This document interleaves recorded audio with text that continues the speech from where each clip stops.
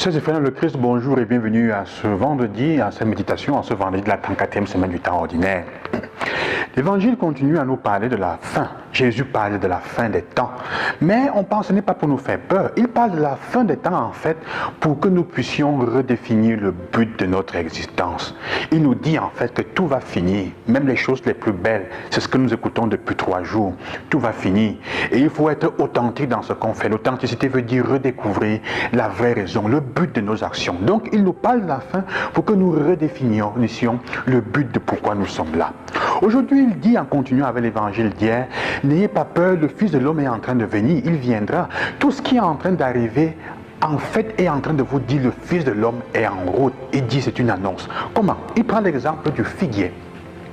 Le figuier, en fait, est un arbre qui est intéressant. Il ne fait pas de fleurs avant de produire des fruits. Il n'annonce pas les fruits avec sa floraison. Jésus est en train de nous dire une chose importante, il me semble, de cueillir cette dimension qu'il faut voir.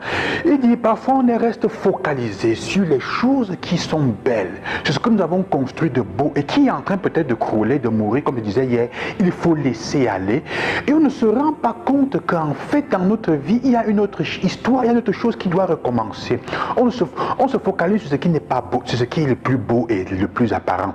Et il dit, le figuier n'est pas un arbre gracieux, il n'a pas de grâce, mais c'est un arbre qui donne des produits de fruits qui sont succulents. Ceux qui l'ont goûté le savent, ils sont bons. Et c'est d'ailleurs un arbre qu'on peut appeler l'arbre biblique, un arbre divin, si on veut comprendre cela, la tradition veut que ce soit celui avec lequel les feuilles de figue que Dieu ait fait les habits pour couvrir Adam et Ève quand ils étaient nus. On dit ça avec les feuilles de figue. Il n'est pas gracieux, mais il produit des fruits succulents. Dieu est en train de dire quelque chose peut-être en train de mourir dans ta vie.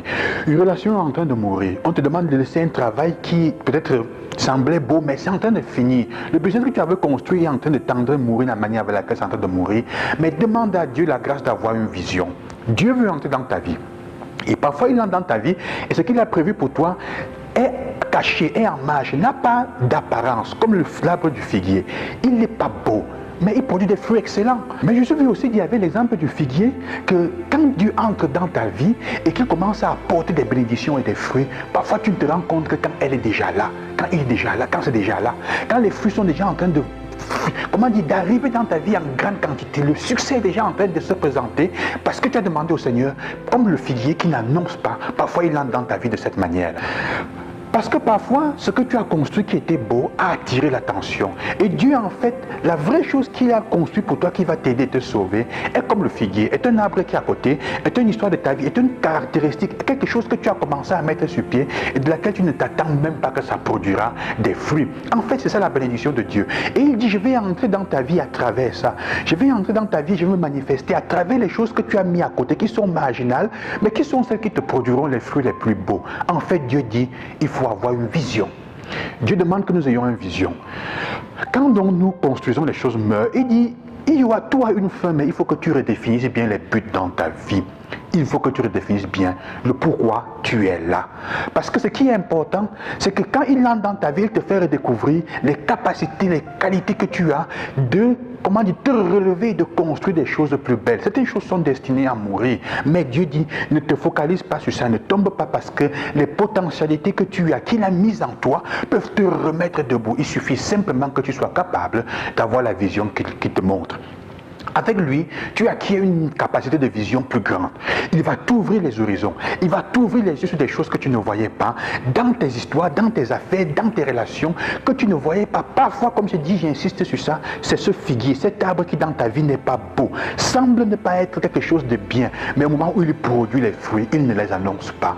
Et personne ne se rend compte. Ceux qui sont tes détracteurs et qui ont vu les choses belles et qui t'ont détruit là-bas, ne voient pas ceci arriver. Même toi-même, tu ne vois pas arriver. La question est donc celle-ci, quel est le figuier qui est dans ma vie? Qu'est-ce que Dieu peut vouloir construire qui produira des fruits? Parfois tu plantes des choses, c'est un arbre qui ne produira pas des fruits dans 1 an, peut-être dans 2, peut-être dans 3. Mais au moment où il commence à produire, rien ne peut plus l'arrêter. Et le figuier en produit toujours beaucoup. C'est donc à ça que nous sommes appelés aujourd'hui encore, en faisant le bilan de notre vie, à nous demander, est-ce que j'ai la capacité de lever la tête pour voir les signes du royaume qui sont annoncés, pour voir les signes de Dieu qui entrent dans ma vie. Il dit, quand les catastrophes vont arriver dans ta vie, sache que ce n'est pas parce que tout est fini, derrière une catastrophe et derrière un problème, Dieu est présent, il a là qui toque à la porte. Il y a quelque chose, demandons au Seigneur la grâce, montre-moi, donne-moi la claire vision de cette dimension-là, mais avec la certitude que c'est comme ça. J'écoutais une vidéo tout à l'heure là, où un pasteur américain écrivait justement que dans les moments obscurs, Dieu est présent, il se place là. Souvent c'est là qu'il faut le chercher, dans ces moments obscurs. Tu es dans un moment obscur en ce moment, la fin d'année est en train de sembler, tu ne sais pas là où tu vas aller, mets les genoux à terre, demande au Seigneur, donne-moi la claire vision pour voir le figuier qui est dans ma vie et qui est déjà en train d'annoncer ta venue, que tu es là et porter de beaux fruits. Que Dieu vous bénisse, qui vous accompagne, lui qui est toujours avec vous et qui vous dit, il y a un figuier dans ta vie qui produira des fruits d'ici peu. Bonne journée et à demain.